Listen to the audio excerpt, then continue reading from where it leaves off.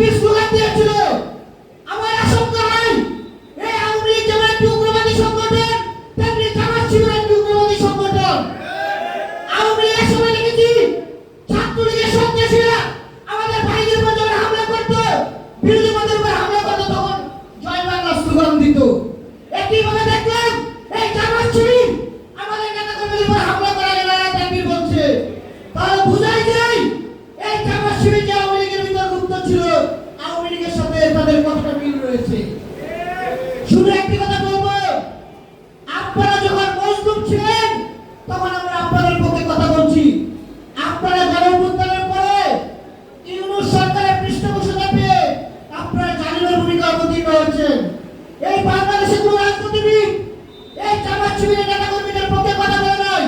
তখন নুরুল রহমান প্রেস ক্লাবে দাঁড়িয়ে বলেছিল জামাত শিবিরকে, জামাতের যে শীর্ষ নেতাদেরকে ভারতের পরামর্শেই তাদেরকে ফাঁসি দেওয়া হয়েছিল।